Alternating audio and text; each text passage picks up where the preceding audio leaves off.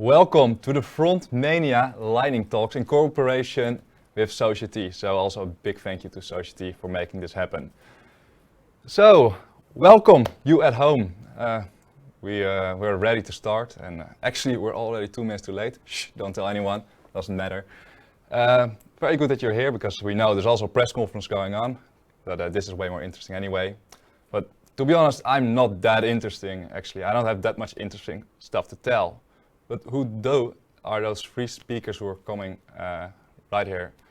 Already one of them is next to me. Hi. Drazen, welcome. Hi, thank you very much. So, glad to be here. Yeah, how do you feel? How are you feeling? I'm feeling good. I mean, we just had pizza, so you always feel good after pizza. That's just a given thing. So.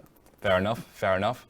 So yeah, this is one of our speakers. 2 more speakers are coming later on. Wessel, who's going to talk about lit, and also Ruben, who's going to talk about virtual and augmented reality in the browser. Yeah. So before we get started, just some small technical things to get out of the way. You're watching us now in this iframe. Of course, you can pop it out, but then you cannot watch the chat. And the chat tool is the way to interact with us, to ask your questions that you've got for the speakers. I'll note them down and relay them to the speaker that's actually speaking at that moment. So you're a developer, or pretty much the chance is big that you're a developer because you're watching this. So you can pop out the chat by clicking on the 3 little dots in the top right corner of the chat module under this video, and click on pop out and just drag it to the other screen, and that way you can see us and also interact with us at the same time. And just like I said, please do leave your questions, because the speakers are live right now and they're here for you, and they're happy to answer any questions you've got. Later on, we'll post this webinar online so you can rewatch it, but you cannot ask your questions anymore. So yeah, this is your chance.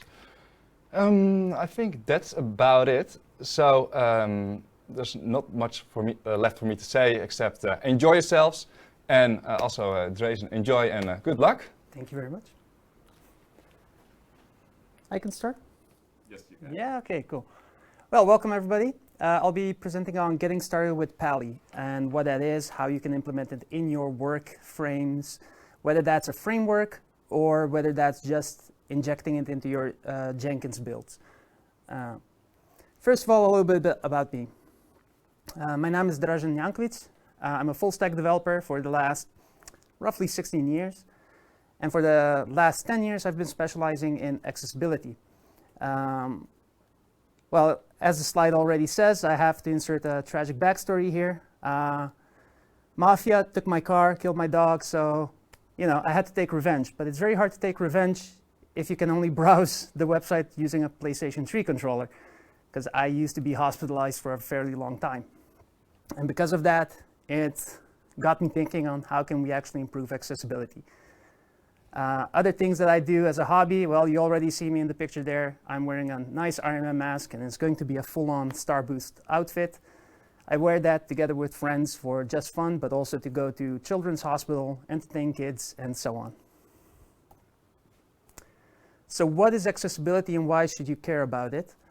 Well, I'm not going to give a full explanation on it because it's just way too much. But in simple terms, it's the ability to access information, system, entities, how you do your day-to-day work, and so on.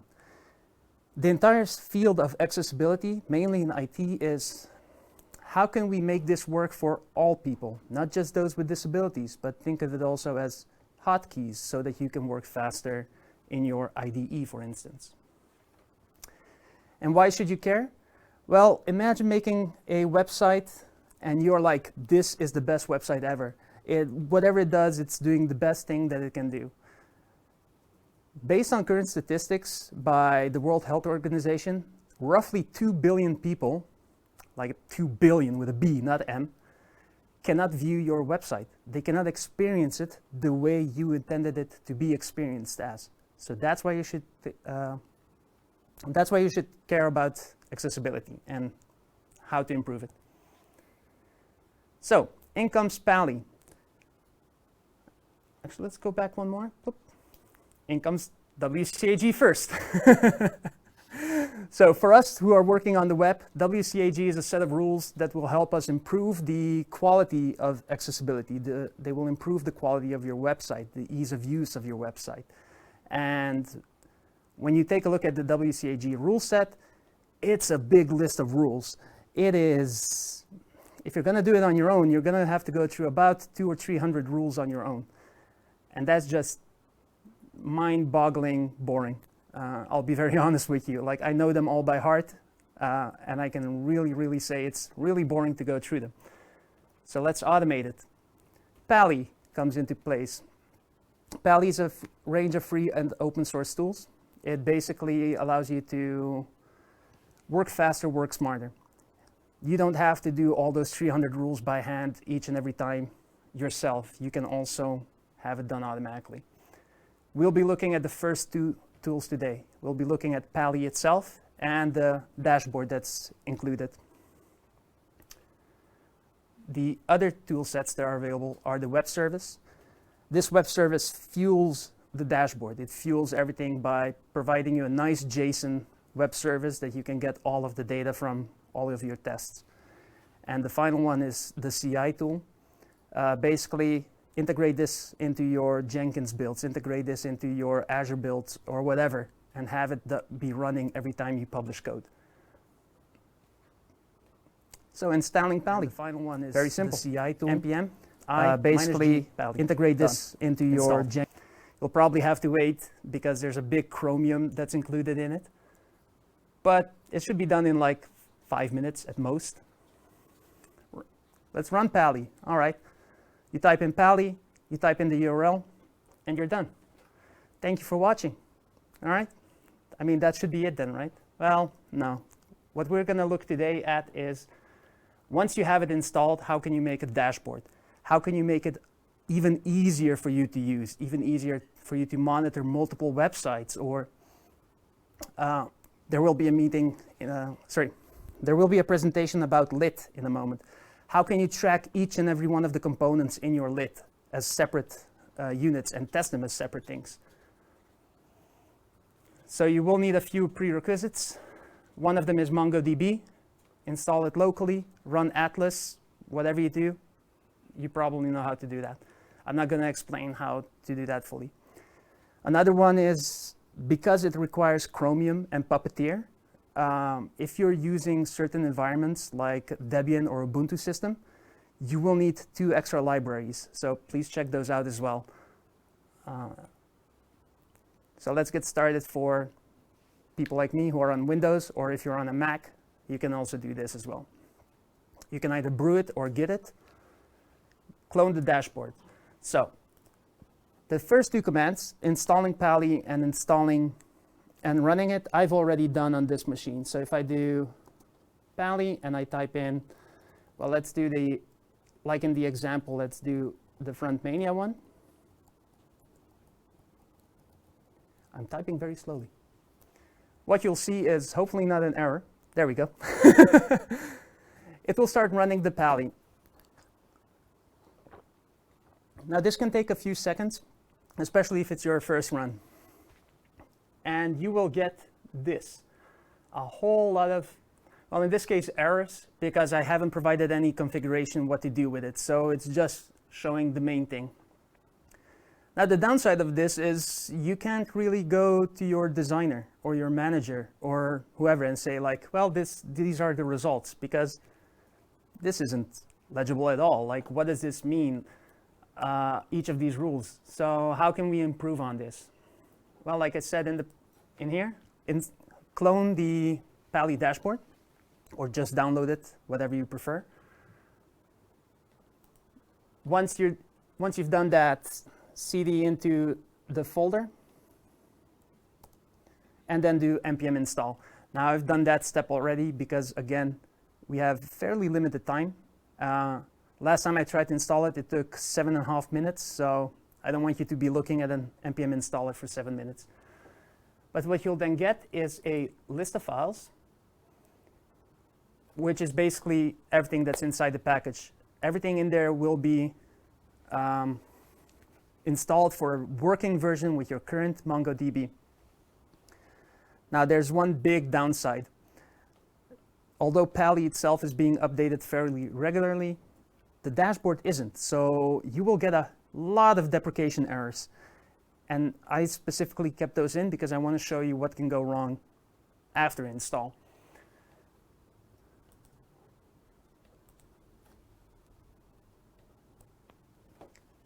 Pally requires a fairly simple configuration.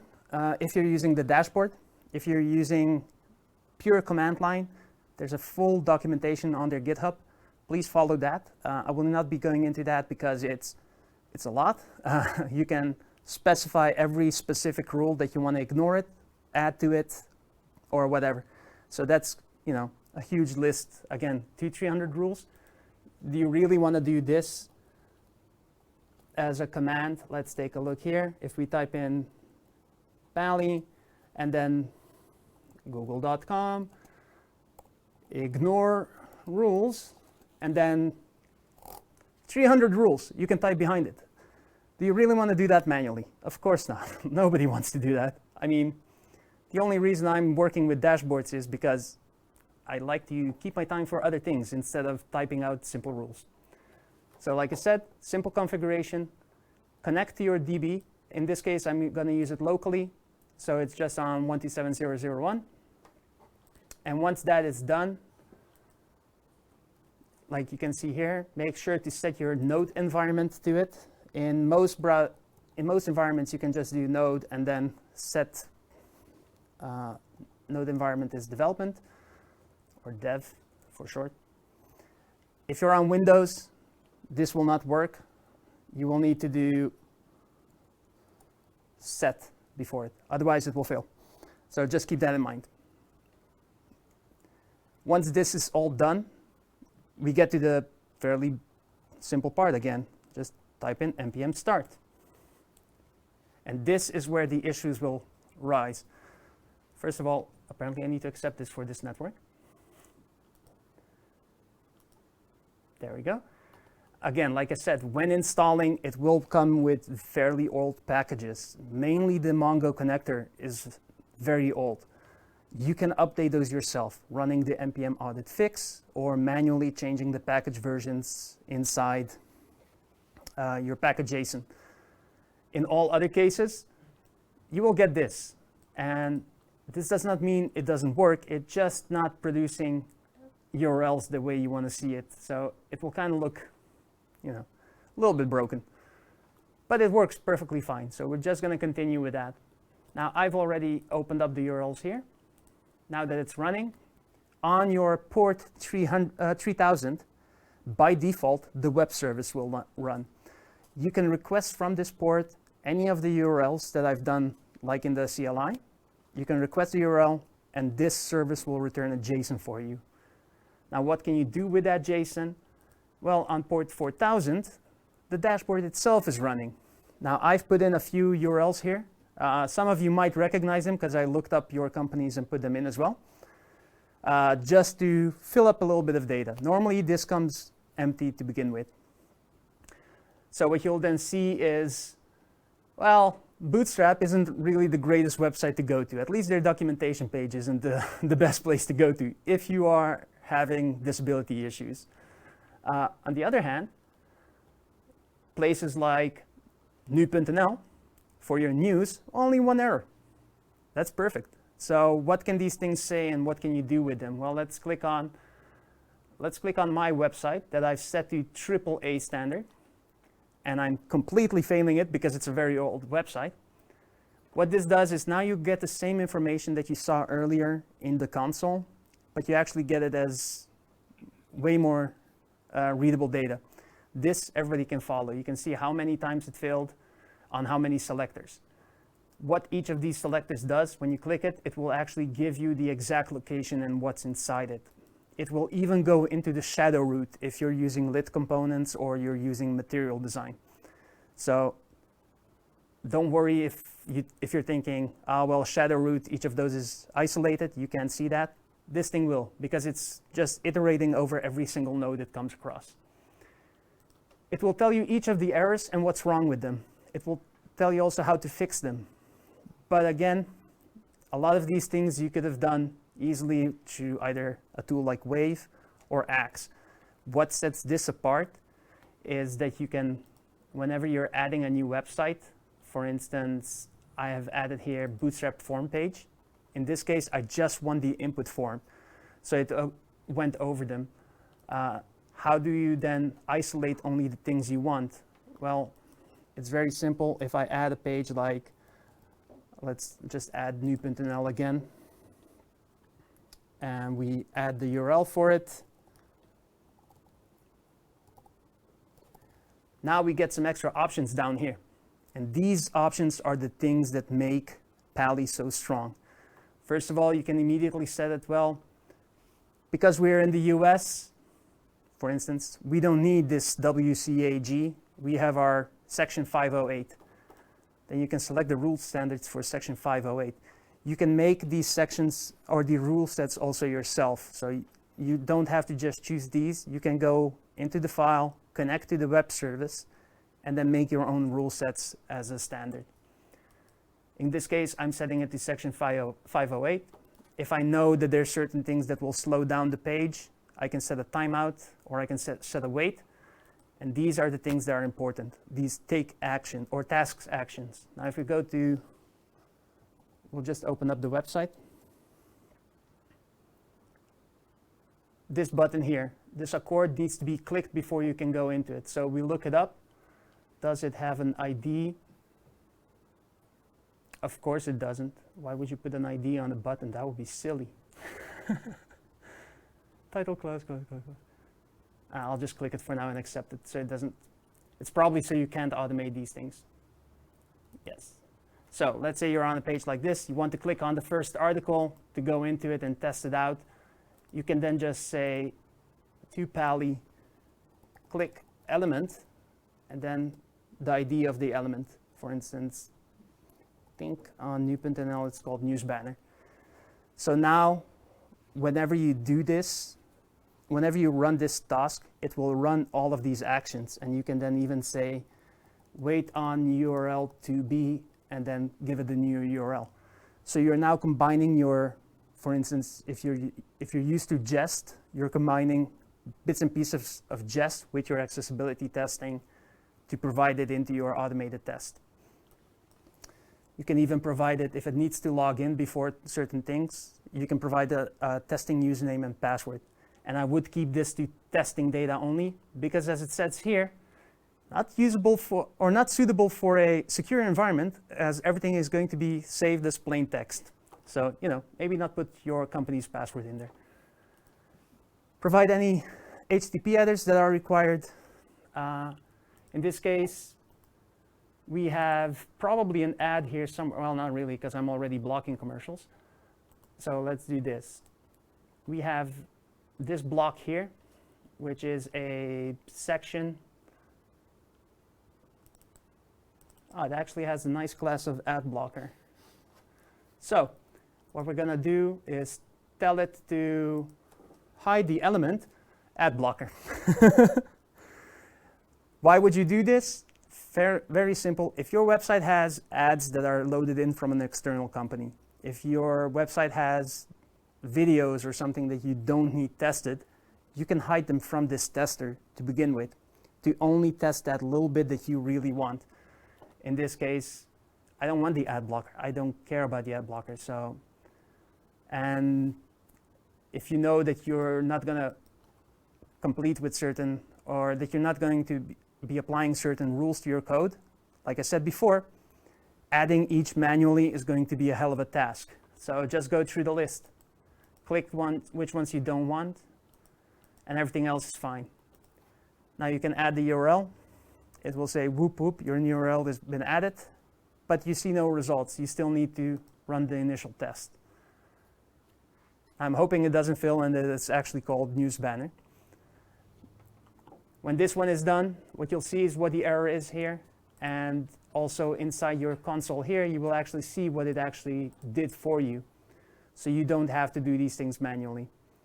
And this saves you a lot of time and a lot of effort in accessibility testing.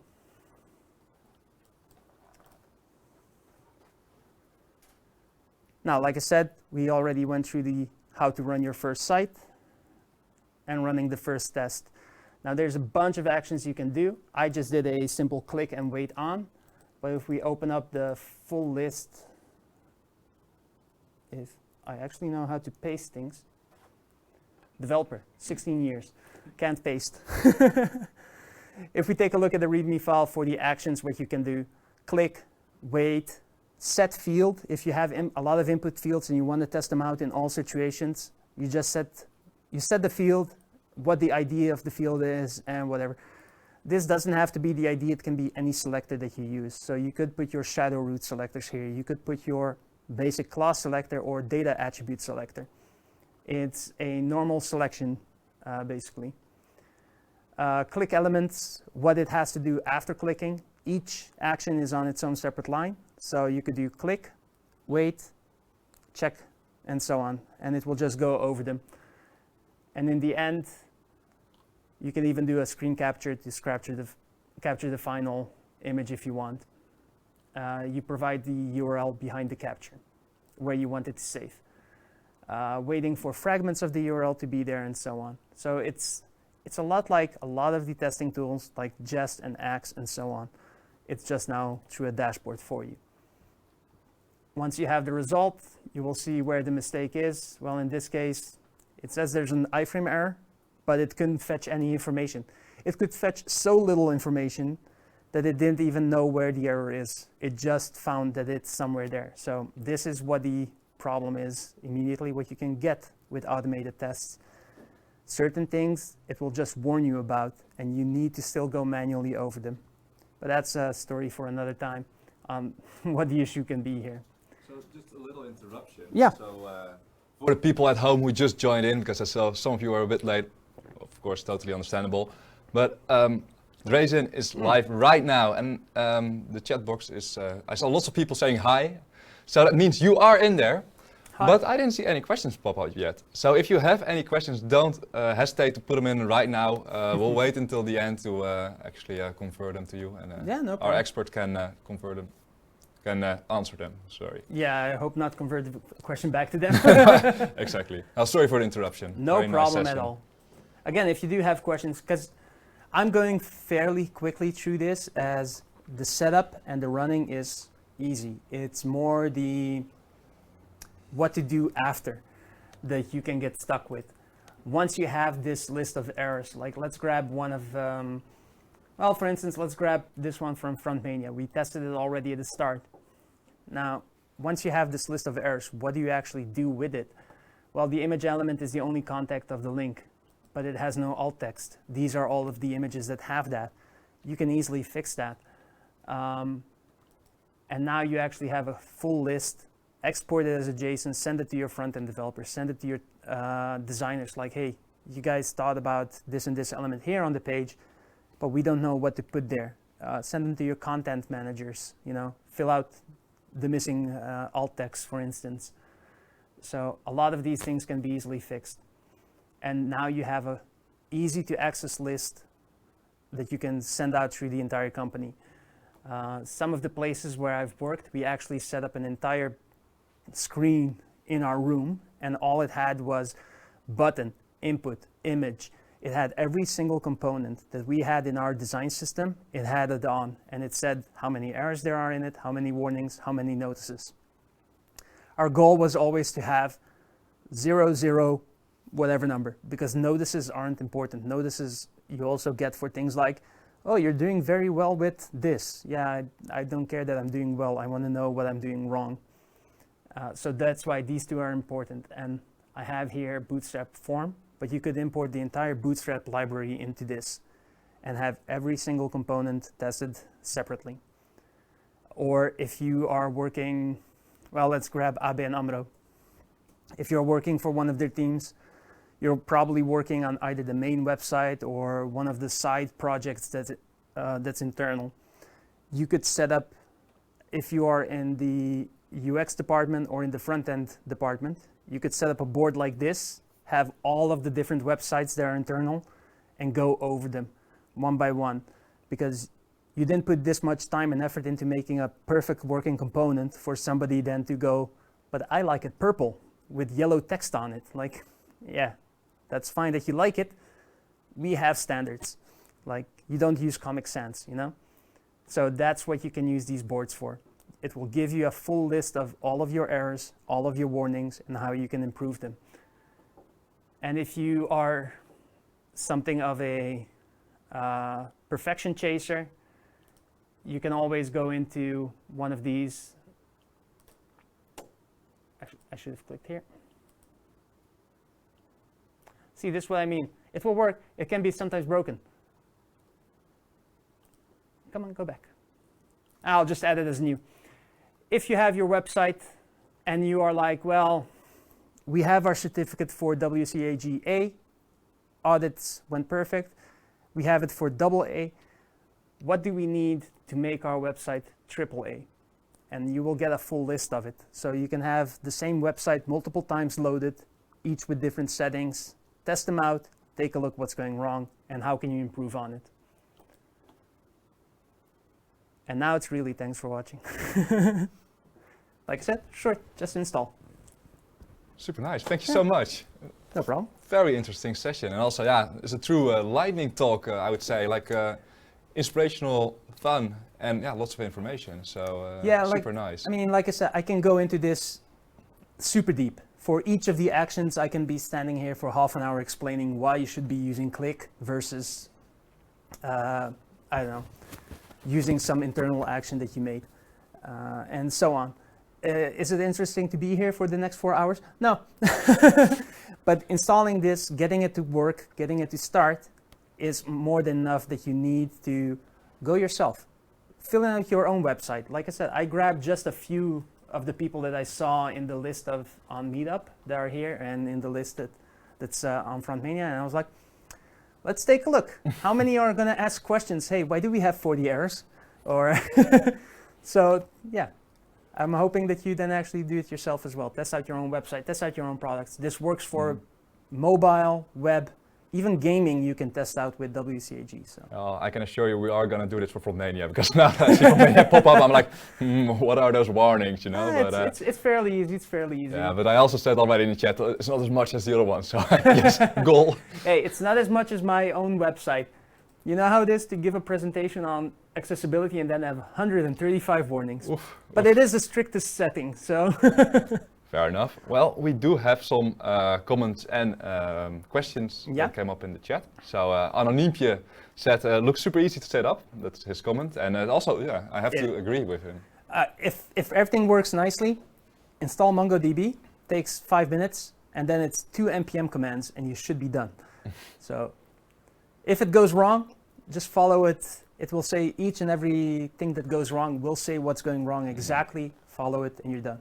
Okay, nice. So his actual question was, why would you choose Pally over other tools like X? So the one major advantage that Pally has over X is, if we go down here, in the actions, there's runners, and you can have X run inside Pally to provide answers to Pally. So that's why you would use it over X. You can combine multiple runners, things like X, HTML, CS, put them all together and have them on one dashboard. And that's the main advantage of using it. So. Okay, nice. And another question is, how did you get into the accessibility field? So it's actually a different kind of question, but interesting nonetheless. Yeah. So I joked about tragic backstory, but 10 years ago, I did end up in the hospital, and I was isolated for 3 months. And most of that time, the only things that I had to access the web was a PlayStation 3. Using a controller to input a web address, to log in, to do all that sort of things, it's hell. So I wanted to know, how can I improve this, not just for myself, but also for others? How can I make it easier? And it got me into WCAG, which at first, I have a great talk on pitfalls when it comes to WCAG, but I ended up there making some pitfalls and then climbing out of it, and now I'm fully into this actually, so yeah. Oh, it's an interesting story, but I mean, not a lot of people can actually say like, okay, I came from there and went here because of that. Usually it's just the way it goes or something like that. Yeah, you actually have a real good reason. Yeah, it's nice. One of those things that I actually even advise people on, do it on a Monday. It's already a Monday, so it can't get worse anyway. On a Monday, for 1 hour, turn off your screen. Can you use your product that you're making? Can you use the website or the app or whatever? If the answer is no, then how do you expect other people to do? In the Netherlands, it's roughly 27% of people that need some form of accessibility. Are you really risking 27% of your possible audience for something that you can easily fix? So, get into it. Yeah. Again, inspiring. So yeah, you tick those boxes at least. So that's super nice. Then we have some other questions, and we don't have a lot of time, so let's try to get through them. What are some of the limitations you encountered when using Pally? It's the same no matter what automated test you use. Certain things it just can't see. Like I said, I have another talk about those things, but let's grab one quick example. Let's say you have a button, and that button has a black background. And on that black background, a white background. On that white background, you have text that's white. A lot of these things will say, well, that's okay. While clearly you cannot read the text. And the reason is browsers sometimes put in a background that's transparent, but it uses the hex code for black. So it's black with an alpha transparency on it. So what Axe, what Pally, and all of those do is they see it's white on a black background. They can't realize it's fully hidden. So they don't see it's actually white on white. And that's where you get problems with things like these. So the automated test will then say everything is green. Well, it's not. So that's why it's always... You always need some human supervision. Yes, and yes. Until testing. the tests fully understand things like transparency or the speed of reading or even natural language. If you work for any of the Dutch government organizations, you need to be B1 accessible, meaning the language that you write on the website needs to be easily understandable by everyone. These automated tests can't do that. They don't understand that. Okay, we are actually at the time limit, but let's try to fit in one more question, and then we have one more that we actually need to leave as it is, but maybe you can answer it in the I'll chat. answer it in the chat. Okay, perfect. So Betty asked, you mentioned that the dashboard is quite old and not very often updated. Why is that? It's part of the product, right? So part of the success. Yeah. That's a shame because it looks very promising. So the reason for it is, as what I understood, is basically because the main product is Pally itself and the secondary products is the web service, you can make your own dashboard for how your needs are.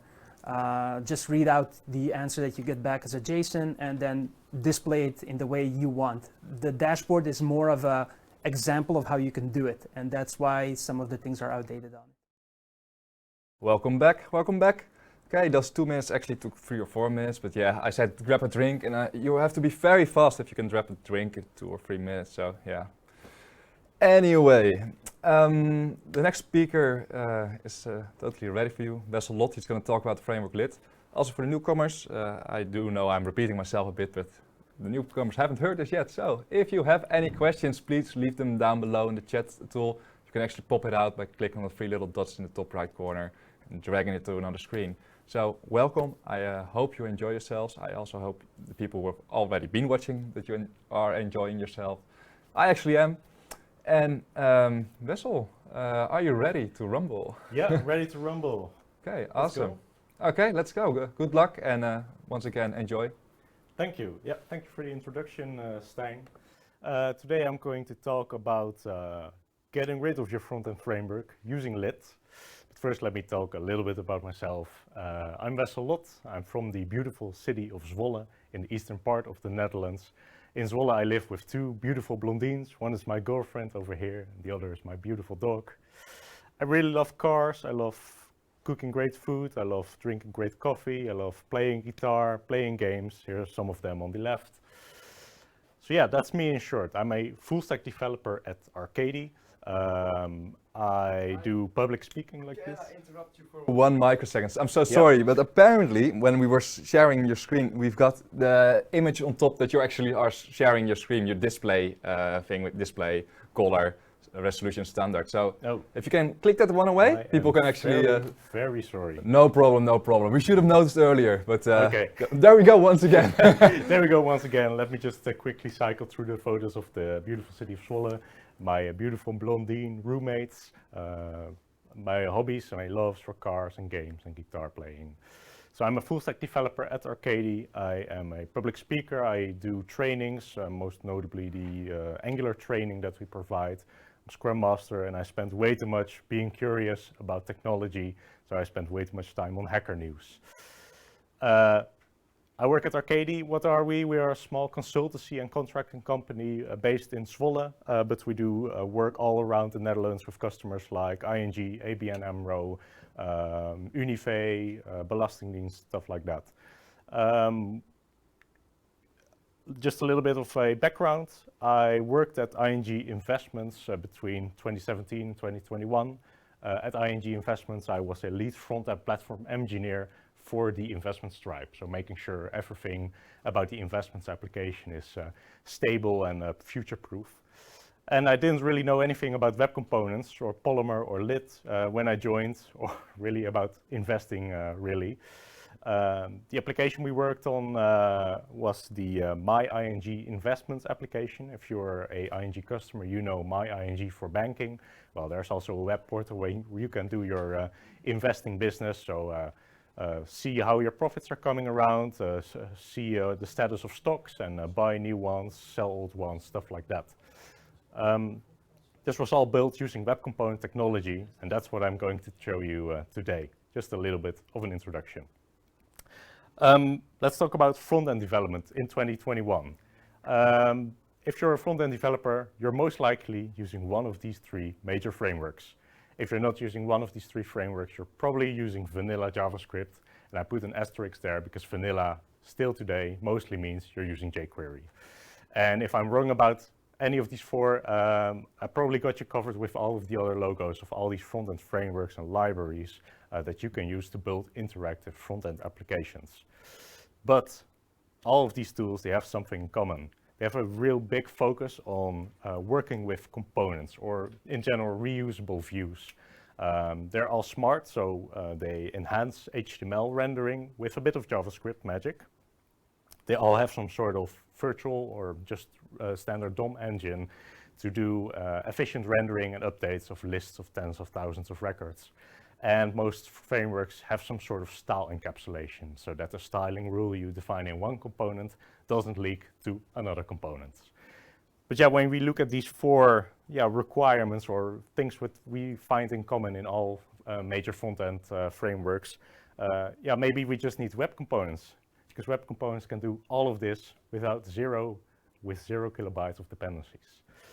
So let's first talk about the basics. What are web components? Well, web components is basically a container term for three web standards. First is custom elements, then we have HTML templates, and lastly Shadow DOM, the most badass sounding term in all of web development. And that's really it, that's web components. So let me quickly zoom into these three standards and kind of give you a hint of how they work. First, it's custom elements. Like the name implies, it's an API for building a custom web element. The example you see over here, it's a basic class. It inherits the HTML element class. It's a base class for all elements on the web page. It sets an inner HTML property with some h1 in there. And then at the bottom you see custom elements define with some tag name and the class definition. So what happens when you use this tag name in the browser, it will see, oh, you defined a custom element with this tag name. We have to fire up this JavaScript, which will get executed and set the inner HTML. But as you'll see, custom elements are quite a low-level API, because if we want to do something basic like listen to a button click, it quickly expands to 10, 20, 30 lines of code just to handle a basic click event. So really low level. Let's get to the next one. HTML templates is the second standard. Really, in the most basic form, it's a template tag, and it contains reusable HTML that's inactive until you actually want to use it. When you put it in a page, the template tag, it doesn't render anything, it doesn't load media, it doesn't execute any scripts, it doesn't execute any CSS rules. It's just there in case you want to use it at a later point. And if you want to use it, for example, using a custom element like we just showed, You grab the template from the page, you say, hey, give me a clone of this template. And because it was already in the DOM, it was already validated by the browser that it's a valid piece of HTML, it will get really quickly cloned and inserted into the page. So that, in the most basic form, about HTML templates. Now the third and perhaps most important or interesting part about working with web components is the shadow DOM. Like the name implies, it's a document object model, a document tree, and it's separate from the main DOM that's already present on the page. Every DOM node that you see on a web page can have a shadow tree in the background where there's encapsulated HTML and styling and JavaScript. And this is really a browser native way to have true encapsulation in your web applications. What does it look like? Well, on the left here, we have the regular document tree, just as you know it. And at some point, there's a node that's connected to a shadow tree. This shadow tree contains HTML just like your regular light DOM would, but it's virtually totally separated from the main tree. So anything that happens in there in the shadow DOM does not affect the light DOM outside of it. Maybe in a more practical term, what does this look like? Well, the cool thing about the shadow DOM is browsers already use it without you knowing. If you check a certain box in your Chrome developer tools about show user agent shadow DOM, you'll see that the browser uses the shadow DOM to hide implementation details from basic elements, such as this input type is range. You can see once you expand the shadow root, the implementation details which were previously hidden are shown, and you can really see how the browser renders this slider, which you can drag to the left or the right. So that's about the three basic standards that make up the web component set. So let's talk about web component libraries. Here's some logos of the most well-known one. I think Lit and Stencil are the most common, but also Angular Elements as a way to compile Angular components as a web component. And there are some others which some companies around the world are using. So it seems counterproductive. You have these beautiful web standards where you can build interactive components with true encapsulation, but we are going to add a library to do what exactly? Well, libraries are really tailored towards making it easy to work with web components, to kind of simplify creating and updating of DOM, where you previously saw in my example where you really had to do some manual JavaScript code to just do something basic as listen to a button click. Libraries take this stuff out of your hands so you don't have to worry about it anymore. Libraries also have a cleaner sugar syntax for working with web components. The native browser APIs aren't always the most beautiful ones per se, and web libraries like Lit or Stencil kind of slightly put an abstraction layer on it to make it just that little bit easier to work with. And it offers more framework-like features that you wouldn't find in the basic browser standard set. But something that JavaScript developers really like to have nowadays. So specifically today, I'm going to talk about Lit. This is a really big quote taken from the Lit website. It basically says Lit is a abstraction on web component standards. It doesn't aim to redefine anything about the web, but it aims to enhance what's already there to make it just that little bit more usable and user-friendly. And specifically, I really like the last sentence in this quote. Every Lit feature is carefully designed with web platform evolution in mind. So they really think about everything they add to Lit. Is this scalable 5, 10, 20, maybe 30 years into the future?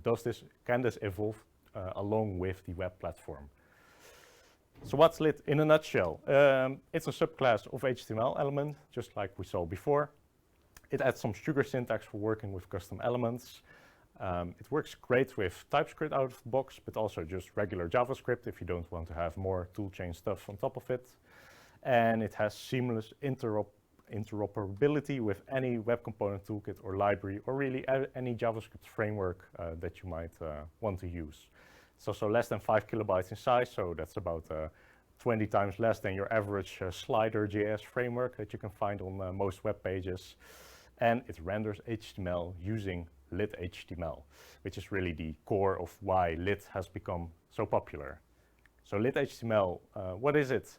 On the left here, you see a rendering example of a framework called Preact. Preact is known for being React, but hyper-optimized, a lot smaller bundle size, and really a overall more lightweight way to work with React-like components. Here you see that if you update just a tiny thing about any DOM node, the whole thing gets updated, and it basically costs a lot of CPU cycles to do just the basic operation.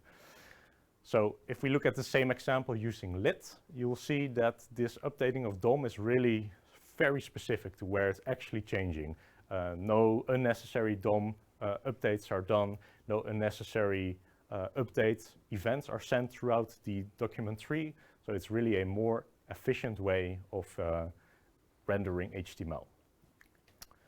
So let's show a basic component using lit. Here on the left, I have a nice little custom component. It doesn't really do a lot. I have to zoom in a little bit more on my laptop to see the code. Yeah, so you'll see a couple of things. There's some imports at the top, of course. Then the second line is that you're defining a class which extends from lit element. Lit element itself extends from HTML element, but you can see that by inheriting lit element, you get that extra sugar syntax, that extra nice developer experience stuff to use in your own component. Then we have some stuff about styling, CSS. I'll show more about that later. We have a property definition, so you can pass in a property from the outside or from the inside of this component. And at the almost bottom in the render function, you'll see that a snippet of HTML is being returned. And there's this nice HTML tag, which is decorating this HTML. And that's really where the magic of lit happens, where it's able to define a template tag, like I showed you earlier, the browser standard, without any of the boilerplate stuff about cloning nodes and making sure it's stored in the DOM. Lit takes care of this for you, and you just have to decorate your HTML with the HTML template literal. Then at the very bottom, just like you would with a regular custom element, you define a tag where you can, how you can use the component on the web page, and next to the tag you define the class. So how do you use this component on the page? It's quite easy. Here's a very simplified HTML document. Somewhere at the top, you might load in your index.js or whatever you named your JavaScript file. Specifically as a type is module. This is something that's built into browsers nowadays, where you can use ES module imports without using any tool chains like builds, systems or bundlers. The browser knows how to handle these imports, these dynamic imports.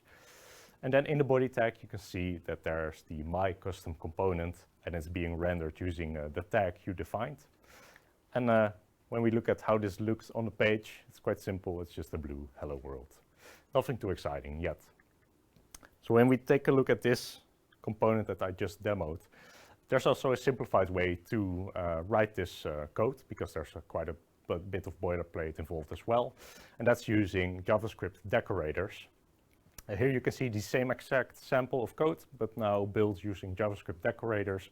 And you can see it saves about, 10 lines of code, which is always nice.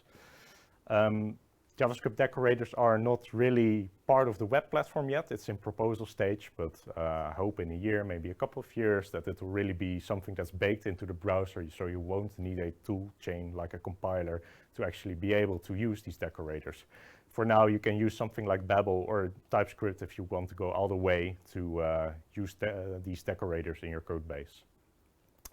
So, like any good framework or component system, you want to have some lifecycle hooks. Here are some of them. Connected callback is when the component is added to the DOM. Disconnected when it's removed from the DOM. Updated when certain properties change. And render is called to construct a new HTML template after any property has changed. So these are really the four most basic property or these lifecycle hooks that you're going to be using. If you want to do more, there's others, like you can see. I have not really used them, but perhaps first update can be something that's useful if you only want to execute a certain bit of JavaScript on the first property update of a component. So there's that, lifecycle hooks. Let's look at data binding, something we do pretty often in the front-end development. I have a nice component here. It's a custom tweet. This tweet is very simple. We have a username, we have a tweet, which is the actual message, and then it's rendered using a bit of simple HTML markup to make it look a bit more beautiful. If we want to use this on the page, simply use the HTML tag that you defined, pass in your properties. Username is Wessel, the tweet is some sentence that you want to use, and the result is a really sweet tweet. So that's the most basic form of data binding. Let's take a look at events, because we always have to build front-end applications that are interactive, reactive to user input. So in the most basic form, I have a silly button component over here. You click on a button, it does something. You can see there's this specific syntax on the button to define a click handler. It's @click, and then you define a function that has to be called. Of course, a basic click event isn't really that interesting, so let's build a custom event. I have this tweet component that I just showed. I extended it, so it's a little bit smarter, so now I have this smarter tweet component. There's two properties still, the username and the tweet itself. There's the render function, but now it has an extra line, which is the button with a click handler, that if you click on this button, it'll execute from JavaScript. And the thing it's going to be executing is in the dispatch retweet event function. What it does on the first line, it creates a new custom event and it gives it a name, in this case, retweet. And then on the right, you can see in the detail, it passes some extra metadata about this tweet. So maybe the parent component can react based on the ID of the tweet, so it can actually call an API. And then it dispatches the event. And the nice thing about this system is that it's completely native. This is not something that Lit has built custom to be more framework-like, because you might recognize stuff like this from Angular, where we use event emitters to achieve the same behavior. But this is all using basic browser technology, using the event system that's been in place for decades by now. So the event gets created and it traverses the DOM tree just like a native click or blur or whatever event you want to use in a browser. Just like that, it gets transported up the document tree until anyone catches the event and does something with it. And if I want to use this event from another custom element, it's pretty easy. I use the same syntax to not listen to a click, but to the @retweet event. And when it's called, Lit will call the function that we define in the HTML. So that about events. Let's take a look at styling of web components using Lit. On the right here, I have a fancy component because it's using some additional styling. And there's a few parts I would like to highlight here. First of all, on the bottom, there's the render section, and it renders 2 slots. Slots are also a native browser element where you can, I think it's called transclusion of certain HTML inside of the DOM of another element. So you can see the title and the content of this fancy component, they're empty, but using this transclusion technology, you can pass in some different HTML from the outside, which gets rendered at that place in the custom element. Now, what's going to be passed in those components, we don't really know, but in any case, I've defined some styling rules to make sure it kind of displays nicely. So on the top, you see this nice selector. You probably haven't seen it before. It's called host.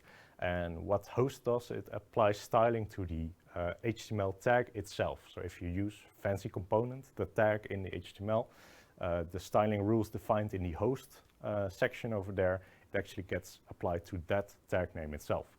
So we maybe want to display it as a block, so we make sure it's flowing nicely in the layout of the parent component.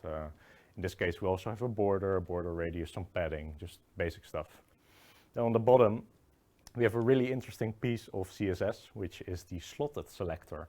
And using slotted, we can basically say anything that's put into the slots, because I'm using the asterisk star to select everything. And everything that we pass in, we're going to give it the color of purple. Now, how to use this component?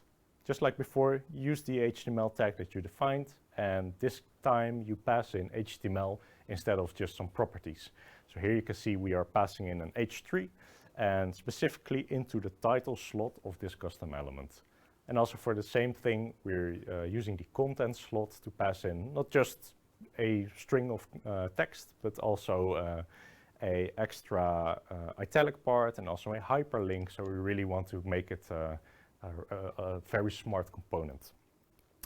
And if you do all this, you get this beautiful fancy component where all the content is rendered in purple and the styling is correctly applied to the host element itself. So, talking about lit, that's really it. Lit isn't really a lot more than this, and that's purely intentional because lit is really aimed at being as close to browser standards as possible. So if you're looking for anything of this, TypeScript, certain hooks, conventions, integrations with accessibility systems like Pally, which Drazen just showed, or certain architecture or Redux styles that you want to follow. It's all up to you. Lit is really agnostic and says, hey, we're just here to make custom elements easier to use for developers. So let's talk browser support for a minute, because web components are notoriously known for being not so friendly for cross-browser compatibility. And I'm here to say that in 2021, actually last year already, it's natively supported in all major browsers. With the asterisk there, which is if you still want to support Edge or Internet Explorer, you have to use some polyfills, or in the case of Internet Explorer, all polyfills ever known, to make sure that web components can correctly work in your browser page. Seriously, if you know anyone using Internet Explorer, please stop using it. Make all our lives easier. So web components are pretty obscure. I mean, if you go to any major conference, you'll find lots and lots of talks about Vue, Svelte, React, Angular, but not a lot about web components. Maybe there's one talk about Polymer or Lit or Stencil, but yeah, it seems pretty obscure. Well, I'm happy to share that there's actually a lot of activity going on right now in the web component ecosystem. There might be some names on here that you might recognize. Most notably, I think YouTube, the entire web application has been built using web components, only web components and no framework.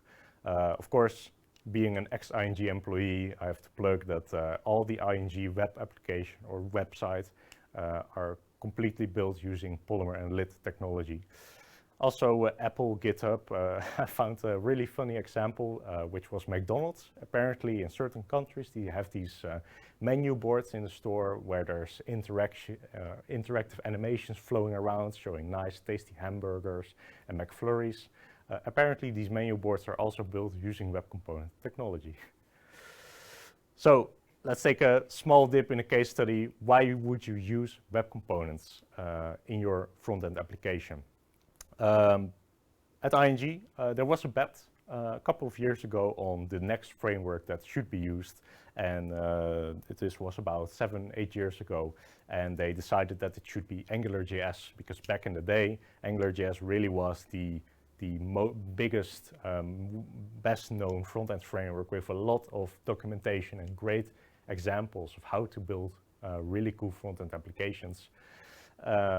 Better than even Ember.js or Backbone back in the day. So the whole company went, yes, AngularJS, that's the next step. We're going to invest lots of money into making all of our front-end applications using this technology. And at some point, Google came around and they said, AngularJS, we're killing it. Here's Angular 2. It looks nothing like AngularJS. There's also a very poorly written migration document. Good luck. By the way, you have 1 year to migrate.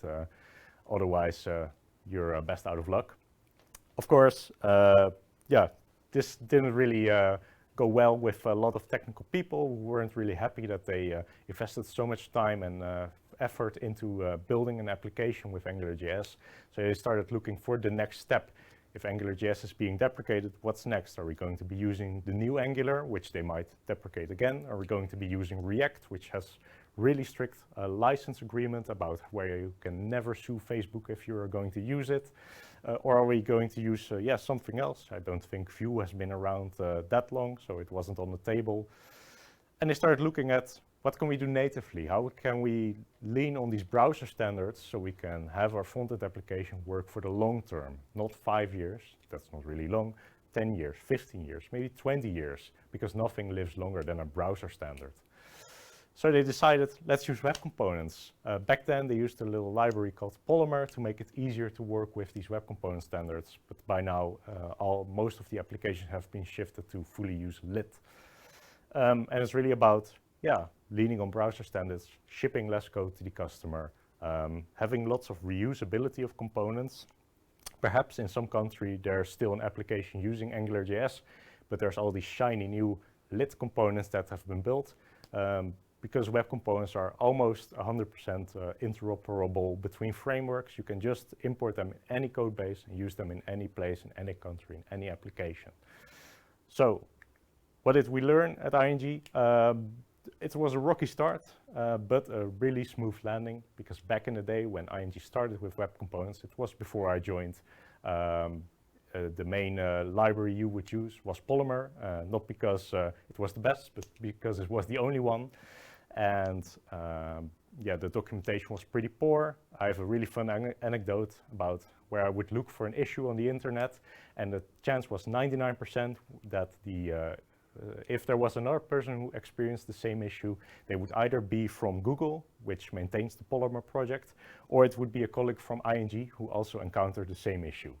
So that really shows how small the community was back then.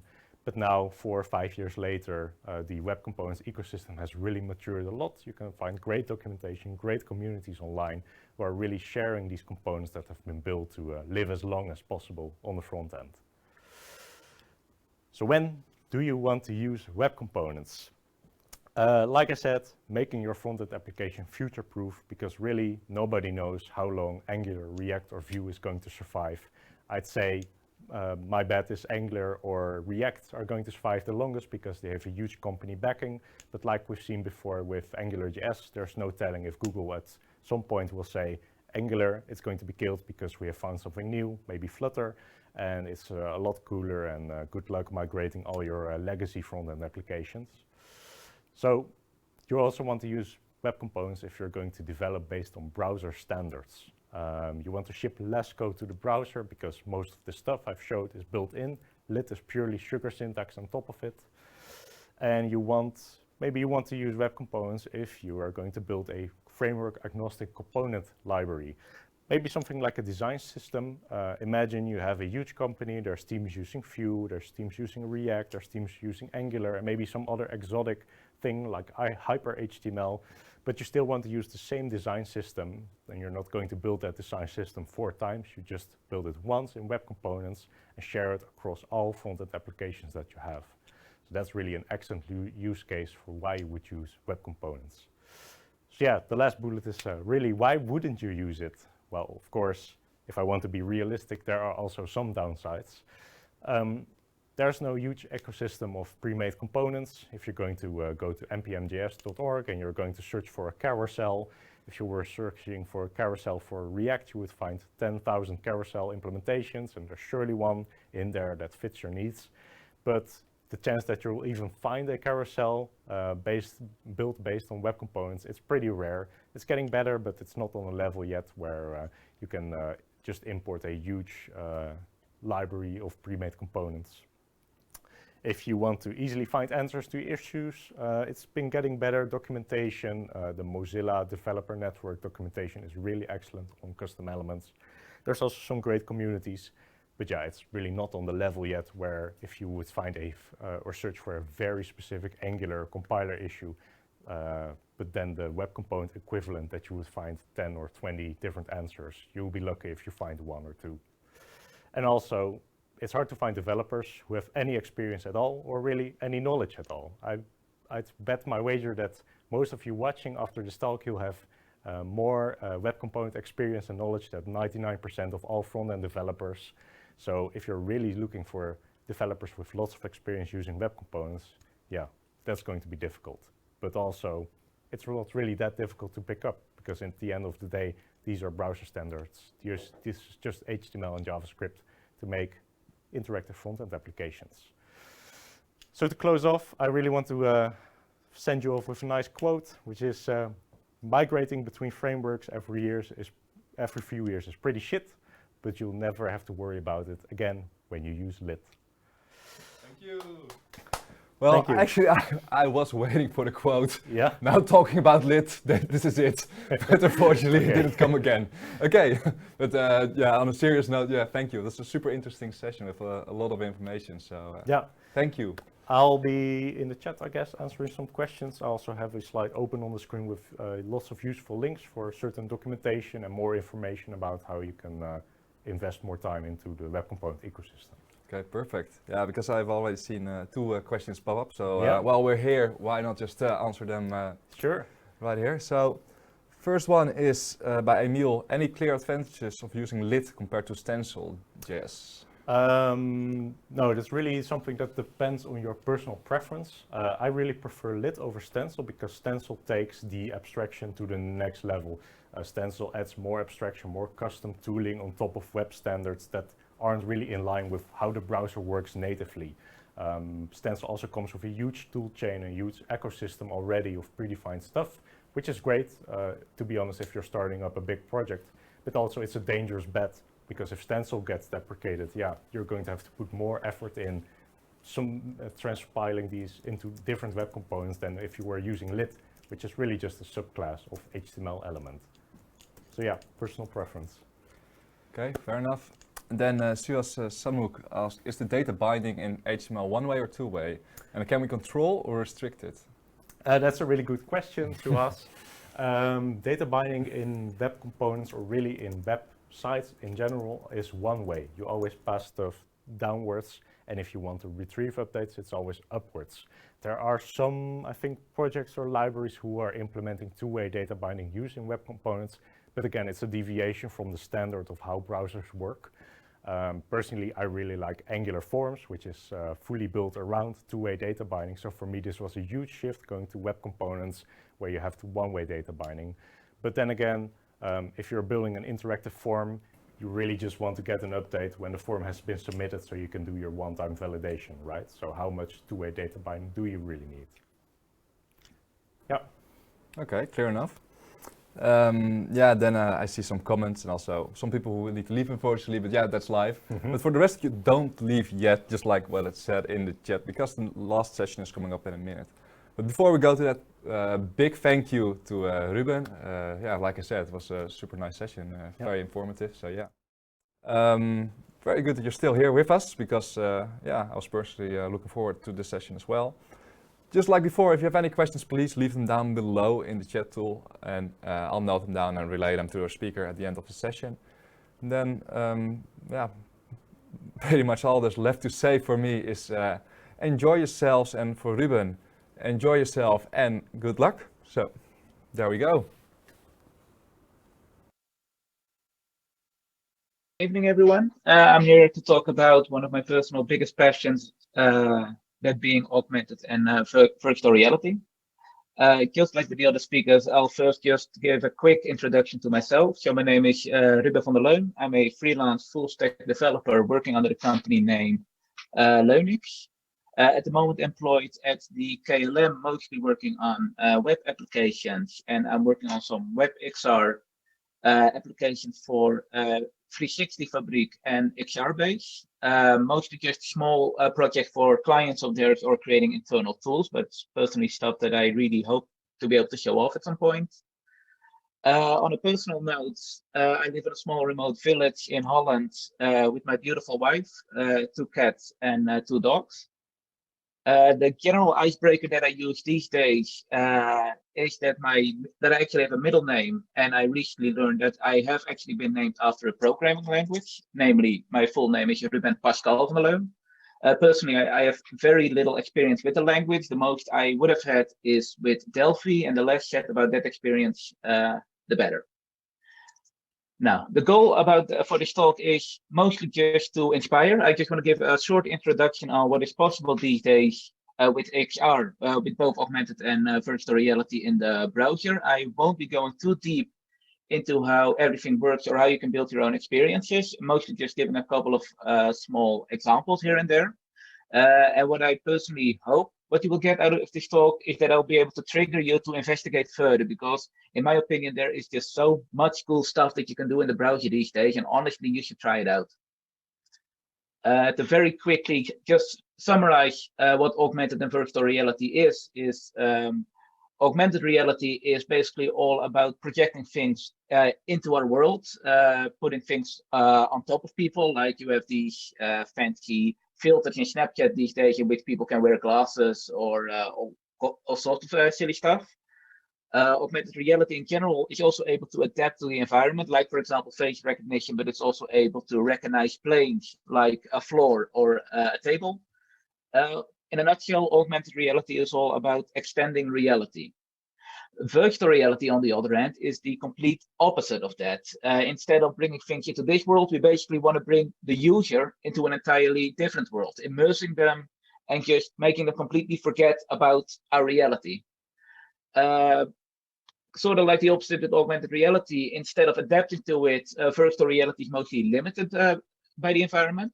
With that, I mean, behind me, I have a space of 2 meters by 2 meters, which is specifically reserved for virtual reality. And if you step outside of that particular space, well, you can either crash into a wall, or if you go too far over there, you basically crash down the stairs. So that's already a big issue. There are some ways around it, like a sort of a treadmill that I have over there, but that's also hardly ideal. It's become fairly mainstream these days with the release of the Oculus Quest 2, which has made it fairly cheap. We'll go over some of the possibilities of what you can do with virtual reality as well.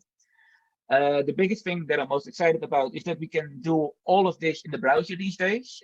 Most of the experiences built, most of the mainstream experiences are built as standalone applications using 3D engines like Unity and Unreal. But the cool thing is honestly, the browser can do basically the same thing, although there are often limits based on the vendor, in particular if you want to do something with an Apple browser. But the approach with building a WebXR app are basically the same as with a web application. There's fast deployment. It's very easy to access for external users. Basically, you can do some really rapid development and prototyping with it. A while back, I started building something in Unity again, and the waiting time for the compilation times and everything, it's driving me nuts. With a browser, it's just refresh, and boom, you can try it out. And while initially, most of these experiences started out with some slight hacks by, for example, using the gyroscope, these days there is an actual WebXR API, which allows us to actually gain access to the hardware itself so that we can see where the controllers are, where the floors are and everything, and then we can adapt our applications to that. Now, the main reason why this is currently all possible is because 3D has already been a big part of the browser for years now. Using WebGL, we can create 3D environments or models and show these to the users.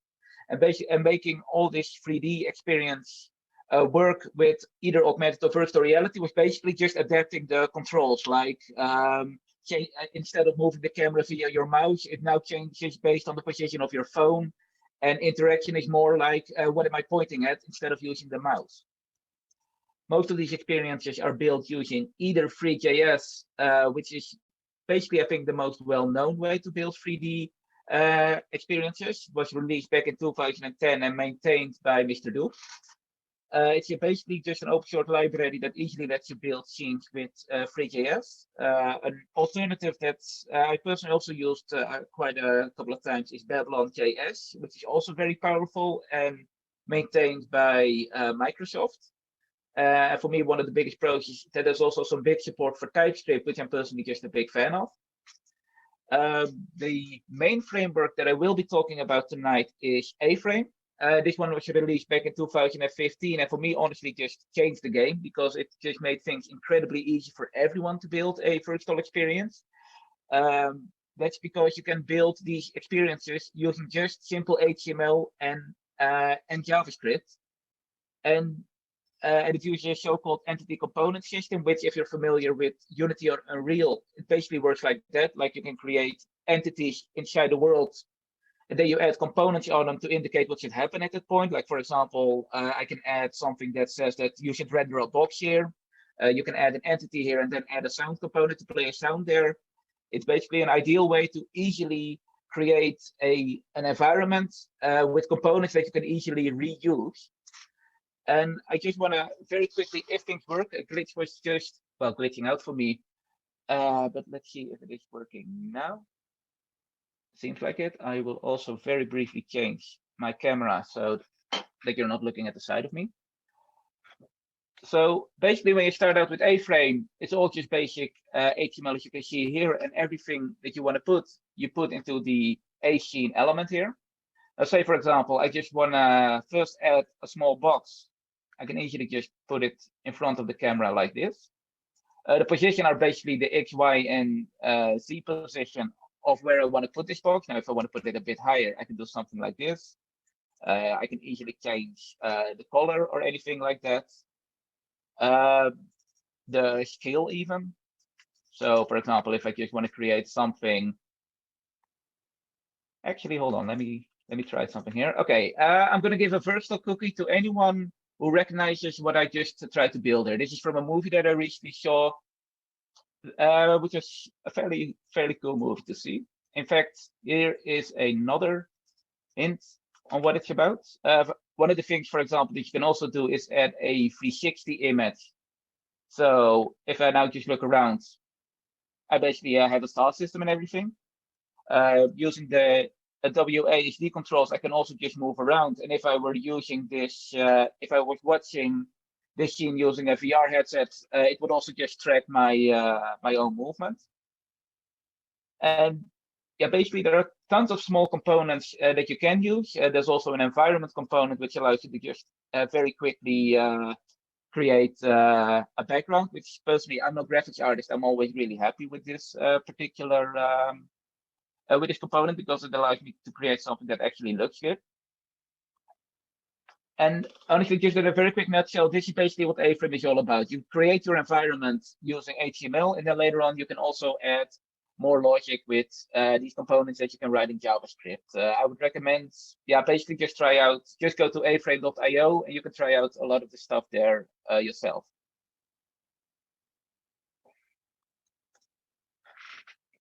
Now, the first part that I will be talking about is how augmented reality works. Most of my focus will be here on augmented reality for mobiles. The desktop has some powerful capability, but then you also need some hardware that's just not really mainstream yet, like the HoloLens or the Magic Leap, because those are basically all outside of the scope of this talk. But for the record, some of these, if you have HoloLens or a Magic Leap, they both support the WebXR API, so you can build stuff for them in the browser. Now, for the Android, the good news is there is full support for the WebXR API, so everything works there. It can detect floors and everything, and you can project things on top of it. And there's also the so-called DOM overlay, which allows you to add HTML elements to the screen, which you can use to interact with the environment. iOS developers, unfortunately, are a little bit out of luck because the Safari doesn't support the WebXR API yet, nor any of the other web views. They do offer the AR Quick Look, which basically allows you to project a 3D model inside your space, but you won't be able to add any kind of interaction to it. Mozilla has been awesome enough to add a WebXR viewer that works fairly well, but yeah, it's still not as perfect as you would want because you basically just want to tell people go to the URL to try this out. You don't want to tell them first download this and then go to the URL. That just goes against the whole idea for me. Now, I have a very small AR example here that I very quickly want to show off. This one works on my mobile right over here.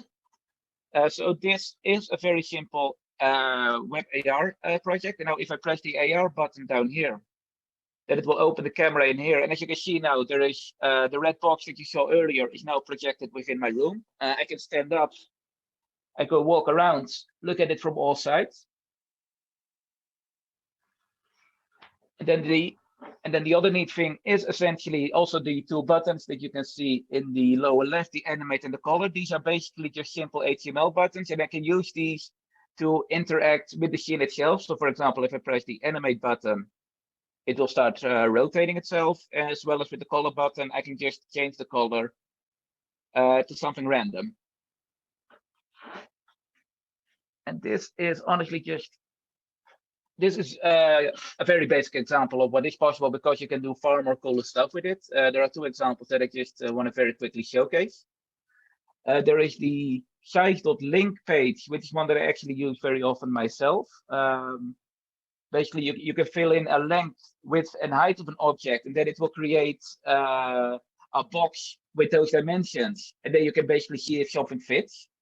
That's something that I personally found really handy back when I had to put in the treadmill over here because I really wasn't sure whether it was gonna fit in there. And it's also because it basically creates a 3D model. This also works on iOS as well. The other example that I'm a really big fan of, which was released recently, is by the very talented Ada Rose Cannon from Samsung. This is basically a AR application which lets you draw a roller coaster inside your living room.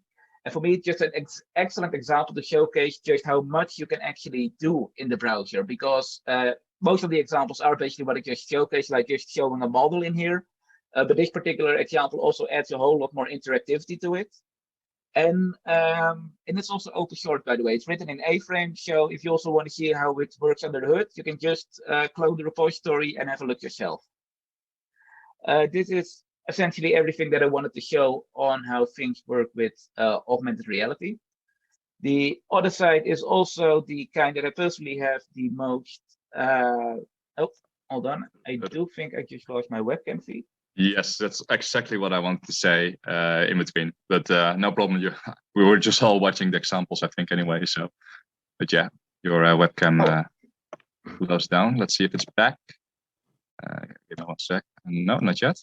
In the meantime, we can pick one of the questions from the audience, maybe, because they already are getting some compliments in as well. So that's always nice to hear, I guess. Let's see, compliment, and then. Will AR, VR be implemented in websites for different use cases? Is the question from Tester 2. What sort of use cases? I'm not really quite sure. Actually, I also have the chat open here, I think. So let me also have a look. Okay.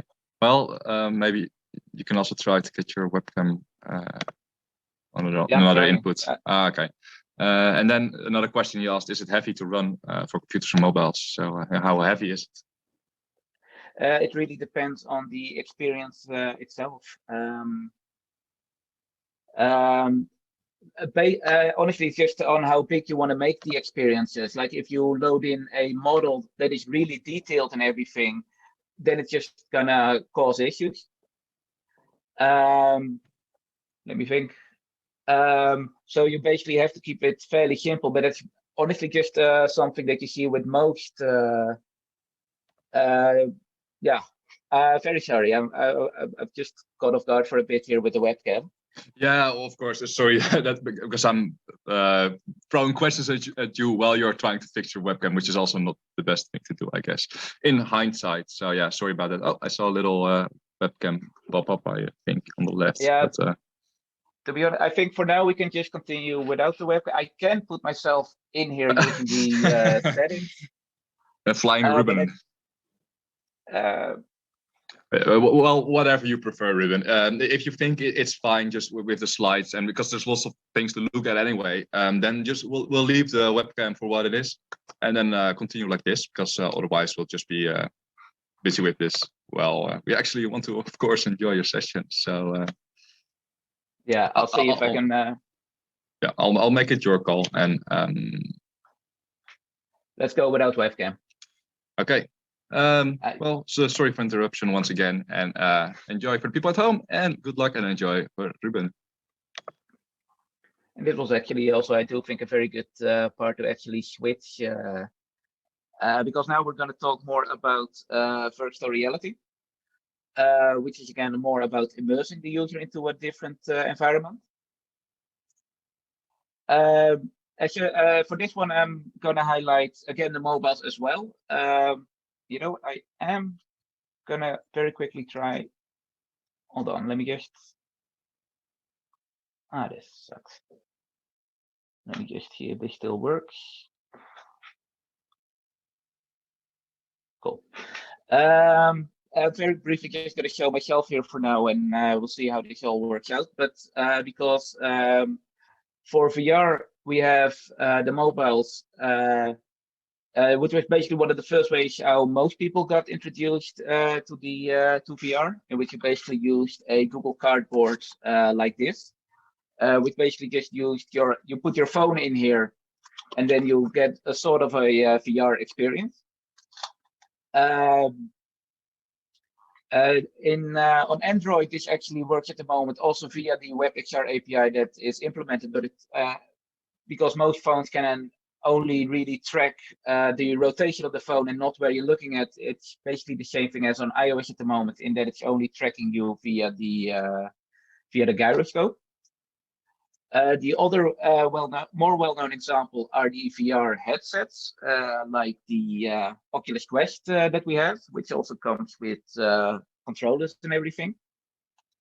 And the cool thing about this is that you also actually that most desktop browsers have the full WebXR API support, meaning that they do have access on where the headset is and where the controller is, so you can use the controller for interaction. And some headsets, in particular the Oculus Quest, also actually allow for hand tracking these days, so you don't actually need your controllers, you can actually just use your hands to point at things. Just like with augmented reality, I also have a very simple VR example, which is right over here. So again, just like before, I'm just using my mobile here now to look around, and if I press the VR button, then you will see that the screen will be displayed twice, once for each eye, so it really also creates a 3D effect.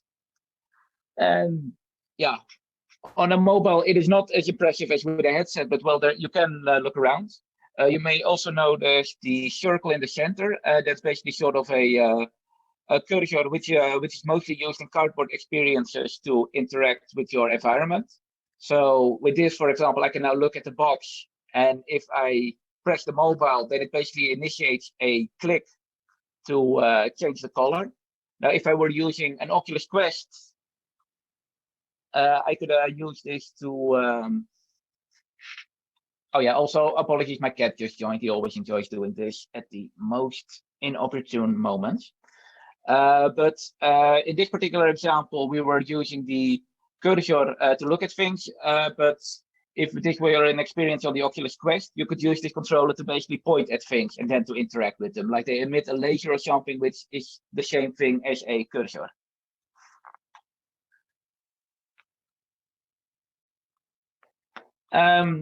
Just like with augmented reality, there are also two other examples that I have here.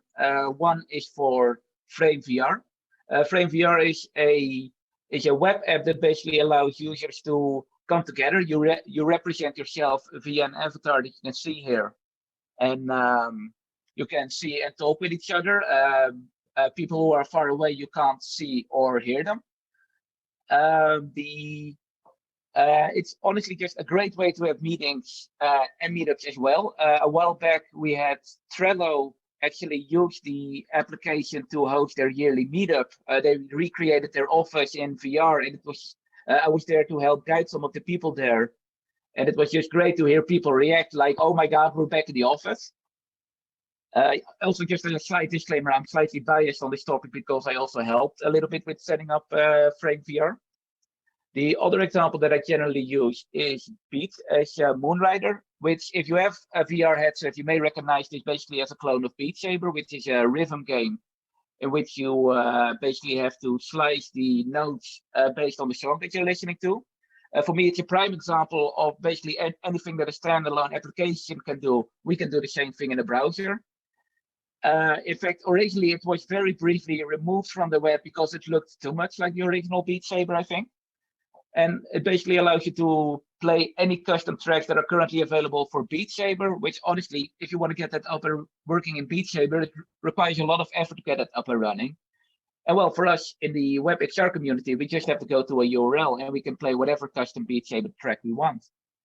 I am noticing I'm starting to run a little bit out of time, so I am going to try to wrap this up. But I very quickly just want to name a couple of available alternatives that you can also use next to A-Frame and FreeJS and such. The first one is Face API, which basically allows you to track someone's face, and then you can start rendering things on top of them. There's also some cool facial recognition there. So if you want to be able to easily recognize someone, that's one way of doing it. Google also released the model viewer.dev, which is just an easy way to showcase a 3D model to your audience. And it has support for both Android and iOS to render the object in the real world, which I think is a great tool, for example, for shops if they want to show off their product. If you want to have something that works on everything, desktop, Android, and iOS, then I would also recommend taking a look at the 8th wall, which is essentially a couple of tools which allows you to build these AR examples in A-Frame or FreeJS and ensure that they work on everything, because I think everything is basically rendered on the server. The biggest downside of the 8th wall is that it's fairly expensive if you want to use it for commercial use, which is also the only reason why I was able to use it once for a client.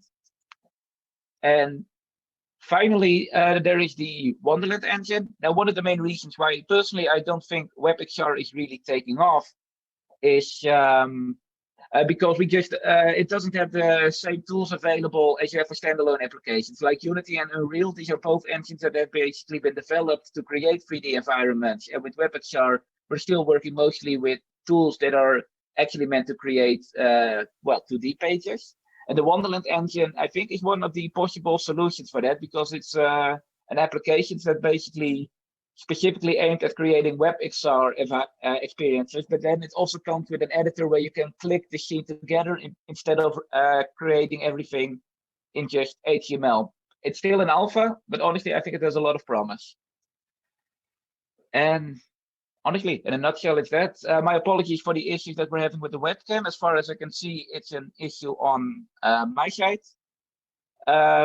But nonetheless, I still want to thank Society and FrontMania for having me, because honestly, I seriously enjoy this topic. I really think it's one of the coolest things there is. And I also just want to thank you all for your attention and allowing me to rant to you about this. If there are any questions, I'd be happy to field them. Well, thank you so much as well, Ruben. Again, all these talks today totally tick that inspirational box, but yours truly does as well. It's super cool what you can do with this VR and AR solutions, pretty much, and all in the browser. So yeah, Mr. Kitty is getting some more camera time, I see. It doesn't matter. We all love cats. Yeah. At least most of us does. Yeah, of course. Let's see. So yeah, like I said, quite some compliments came in. So yeah, Tester2 saying multiple times how cool it looks. So also like lovely, great job. Our previous speaker Wessel also really is enjoying it. So a cool live demo. I also know the speakers who were just next to me. They're actually watching the session right now in another room, and I could hear them being very excited about it. So very well. It was a pity I wasn't able to join you guys. Would have liked to. Another time. But yeah, besides that, I really don't see that much questions pop up. So yeah, if another question pops up in the next, let's say, half a minute, then I'll relay it to you. But otherwise, thank you so much, Ruben, once again for the session. And I think I'm about to switch to the other big camera over there to close this meetup session down. So let's take a little look at my technical guy. He is ready as well. So I'm going to switch to the other. All right. Oh, here I am once again. I was muted for a second. So yeah, first of all, a huge thank you for our speakers of today, Drazen, Wessel, and just now Ruben. They were truly inspirational and super fun sessions to watch. Very different subjects, but all of them, they really gave you a little insight in subjects at least I didn't know that much about. Furthermore, I also want to give a big thank you to Society for powering this meetup, because of course this is actually their format of, well, they don't have a claim on it, but they've been doing these front-end lightning talks for a while now. So also do join their meetup. I'm gonna put a little link in the chat now. Besides that, for FrontMania, we're also gonna do things like these way more often. So meetups for now, online, more will follow, but also in the near future, meetups that are actually in person. And yeah, to stay up to date about it, we would like to ask you to sign up to our newsletter. Really easy. You won't be spammed that much. And if you really do get sick of it after a while, you can always really easily unsubscribe. So just give it a chance and get in there. Yeah, so I pretty much wanted to thank everyone I want to thank, except you.